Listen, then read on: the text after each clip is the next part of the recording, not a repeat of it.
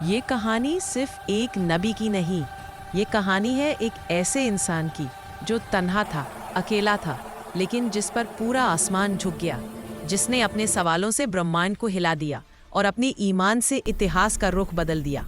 इब्राहिम अलैहिस्सलाम का जन्म हुआ दुनिया की सबसे पुरानी सभ्यताओं में से एक, मेसोपोटामिया के शहर ऊर में।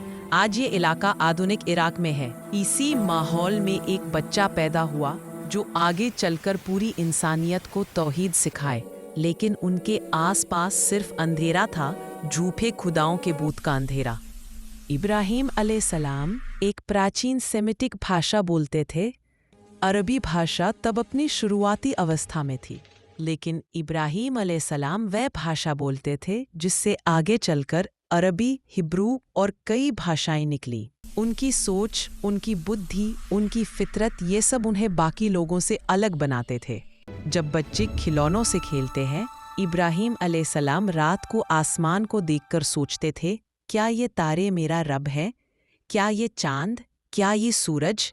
एक दिन इब्राहिम अलैहिस्सलाम ने अपनी कौम से पूछते हैं, तुम ये पत्थर क्यों पूछते हो? क्या ये जवाब दे सकते हैं? तुम ये पत्थर क्यों पूछते हो? क्या ये तुम्हें फ़ायदा दे सकते हैं? क्या ये जवाब दे सकते हैं? कौम चुप थी, और चुप्पी हमेशा सच की दुश्मन होती है। जब किसी ने जवाब ना दिया, इब्राहिम अलैहिस्सलाम ने खुद जवाब तलाशा। उन्होंने मूर्तियों को तोड़ दिया और बड़ी मूर्ति के हाथ में कुल्हाड़ी रख दी। और जब लोगों ने पूछा, किसने किया?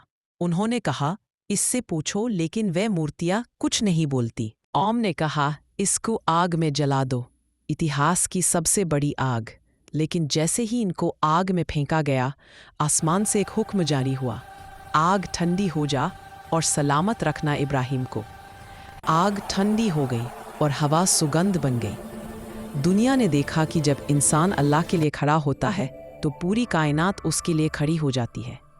फिर एक दिन उन्हें हुक्म मिला, अपनी पत्नी हाजरा राजी अल्लाह अन्हा और बच्चे इस्माइल अलैहिस्सलाम को एक सुनसान रेगिस्तान में छोड़ दो।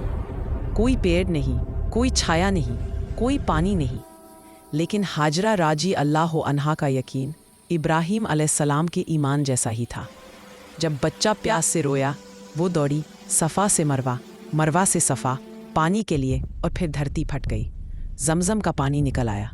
आज करोड़ों लोग उसी दौड़ की याद में सफ़ा मरवा का चक्कर लगाते हैं। सालों बाद इब्राहिम अलैहिस्सलाम और उनके बेटे इस्माइल अलैहिस्सलाम को हुक्म हुआ कि काबा बनाओ, वो घर जिसकी तरफ आज पूरी दुनिया नमाज पढ़ती है। काबा बनाते समय उन्होंने कहा, रब्बना तकब्बल मिन्ना इन्नका अंतस समीउल अलीम। इसका मतलब है, ऐ हमारे रब, हमसे ये काम कबूल कर ले। फिर उन्होंने एक ऐसी दुआ की जिसने पूरी दुनिया की तकदीर बदल दी, रब्बना वबअथ फीहिम रसूलन मिनहुम। इसका मतलब है, ऐ हमारे रब, इन लोगों में उन्हीं में से एक रसूल भेज। और उसी दुआ का नतीजा था प्रॉफिट मोहम्मद सल्लल्लाहु अलैहि वसल्लम का दुनिया में आना। इब्राहिम अलैहिस्सलाम और प्रॉफिट मोहम्मद सल्लल्लाहु अलैहि वसल्लम का रिश्ता सिर्फ दुआ का नहीं, इसलिए दुनिया उन्हें कहती है द फादर ऑफ प्रॉफिट्स। ये कहानी सिर्फ इतिहास नहीं, ये ईमान का नक्शा है। इब्राहिम अलैहिस्सलाम ने हमें सिखाया कि अगर दिल साफ हो तो आसमान भी आपके सवालों का जवाब देता है, और अगर इरादा सच्चा हो तो आग ठंडी हो जाती है, रेगिस्तान पानी दे देता है, और दो इंसानों के हाथों से एक ऐसा घर बन जाता है जिसकी तरफ दुनिया हमेशा झुकती रहेगी। अगर वीडियो ज़रा सा भी पसंद आया हो तो इसे ज़्यादा से ज़्यादा लोगों तक पहुँचाए और कमेंट में लिखो सुभान अल्लाह।